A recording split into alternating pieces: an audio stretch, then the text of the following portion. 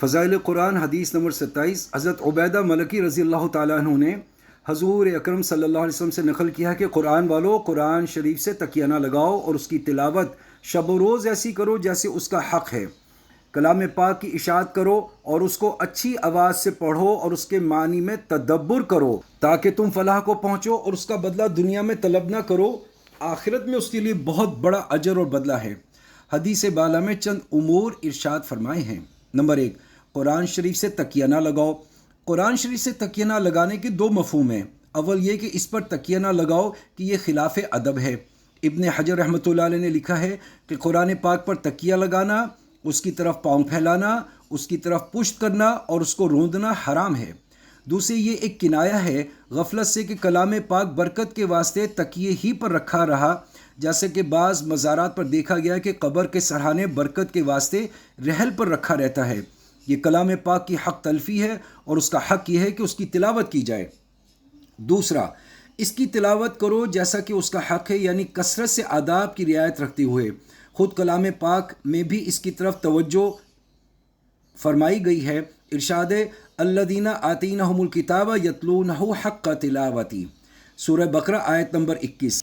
جن لوگوں کو ہم نے کتاب دی ہے وہ اس کی تلاوت کرتے ہیں جیسے کہ اس کی تلاوت کا حق ہے، یعنی جس عزت سے بادشاہ کا فرمان اور جس شوق سے محبوب کا کلام پڑھا جاتا ہے اسی طرح پڑھنا چاہیے۔ نمبر 3، اور اس کی اشاعت کرو، یعنی تحریر سے، ترغیب سے، عملی شرکت سے، جس طرح ہو سکے اس کی اشاعت جتنی ہو سکے کرو۔ نبی کریم صلی اللہ علیہ وسلم کلام پاک کی اشاعت اور اس کے پھیلانے کا حکم فرماتے ہیں، لیکن ہمارے روشن دماغ اس کے پڑھنے کو فضول بتلاتے ہیں، اور ساتھ ہی حب رسول اور حب اسلام کے لمبے چوڑے دعوے بھی ہاتھ سے نہیں جاتے۔ آقا کا حکم ہے کہ قرآن پاک کو پھیلاؤ، مگر ہمارا عمل ہے کہ جو کوشش اس کی رکاوٹ میں ہو سکے دریغ نہ کریں۔ جبر یہ تعلیم کے قوانین بنوائیں گے تاکہ بچے بجائے قرآن پاک کے پرائمری میں پڑھیں۔ ہمیں اس پر غصہ ہے کہ مکتب کے میاں جی بچوں کی عمر ضائع کر دیتے ہیں، اس لیے ہمیں وہاں نہیں پڑھانا چاہیے۔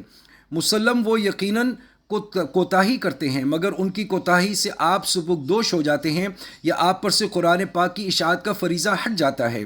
اس صورت میں تو یہ فریضہ آپ پر عائد ہوتا ہے اور وہ اپنی کوتاہیوں کے جواب دہ ہیں، مگر ان کی کوتاہی سے آپ کے بچوں کو جبراً قرآن پاک کے اگر آپ مکاتب سے ہٹا دیں اور ان کے والدین پر نوٹس جاری کرائیں کہ وہ قرآن پاک حفظ یا ناظرہ پڑھنے سے مجبور ہوں اور اس کا وبال آپ کی گردن پر رہے۔ یہ حما دق کا علاج سنکھیا سے نہیں تو اور کیا ہے۔ عدالت عالیہ میں اپنے اس جواب کو اس لیے جبراً تعلیم قرآن سے ہٹا دیا ہے کہ مکتب کے میاں جی بہت بری طرح سے پڑھاتے تھے۔ آپ خود ہی سوچ لیجئے کتنا وزن رکھتا ہے بنیے کی دکان پر جانے کے واسطے یا انگریزوں کی چاکری کے واسطے 3/4 تعلیم اہمیت رکھتی ہو، 3/4 کی تعلیم اہمیت رکھتی ہو، مگر اللہ کے یہاں تعلیم قرآن سب سے اہم ہے۔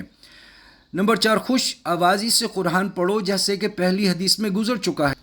نمبر 5، اس کے معنی میں غور کرو۔ تورات سے احیاء میں نقل ہے کہ حق تعالیٰ سبحانہ و تقدس ارشاد فرماتے ہیں، اے میرے بندے، تجھے مجھ سے شرم نہیں آتی؟ تیرے پاس راستے میں کسی دوست کا خط آ جاتا ہے تو چلتے چلتے راستے میں ٹھہر جاتا ہے، الگ کو بیٹھ کر غور سے پڑھتا ہے، ایک ایک لفظ پر غور کرتا ہے۔ میری کتاب تجھ پر گزرتی ہے، میں نے اس میں سب کچھ واضح کر دیا، بعض اہم امور کا بار بار تکرار کیا ہے تاکہ تو اس پر غور کرے، اور تو بے پرواہی میں اڑا دیتا ہے۔ کیا میں تیرے نزدیک تیرے دوستوں سے بھی ذلیل ہوں؟ اے میرے بندے، تیرے بعض دوست میرے پاس بیٹھ کر باتیں کرتے ہیں تو ہمتاً ادھر متوجہ ہوتا ہے، کان لگاتا ہے، غور کرتا ہے۔ کوئی بیچ میں تجھ سے بات کرنے لگتا ہے تو اشارے سے اس کو روکتا ہے، منع کرتا ہے۔ میں تجھ سے اپنے کلام کے ذریعے باتیں کرتا ہوں اور تو ذرا بھی متوجہ نہیں ہوتا۔ کیا میں تیرے نزدیک تیرے دوستوں سے بھی زیادہ ذلیل ہوں؟ تدبر اور غور کرنے کے متعلق کچھ مقدمے میں اور کچھ حدیث نمبر 8 میں مذکور ہو چکا ہے۔ نمبر 6، اور اس کا بدلہ دنیا میں نہ چاہو، یعنی تلاوت پر کوئی معاوضہ نہ لو کہ آخرت میں اس کا بہت بڑا معاوضہ ملنے والا ہے۔ دنیا میں اگر اس کا معاوضہ لیا جاوے تو ایسا ہے کہ جیسے روپوں کے بدلے میں کوئی شخص کوڑیوں پر راضی ہو جاوے۔ حضور اقدس صلی اللہ علیہ وسلم کا ارشاد ہے کہ جب میری امت دینار اور درہم کو بڑی چیز سمجھنے لگے گی، اسلام کی ہیبت ان کے دلوں سے جاتی رہے گی، اور جب وہ امر بالمعروف اور نہی عن المنکر کو چھوڑ دے گی تو برکت وحی سے یعنی فہم قرآن سے محروم ہو جائے گی۔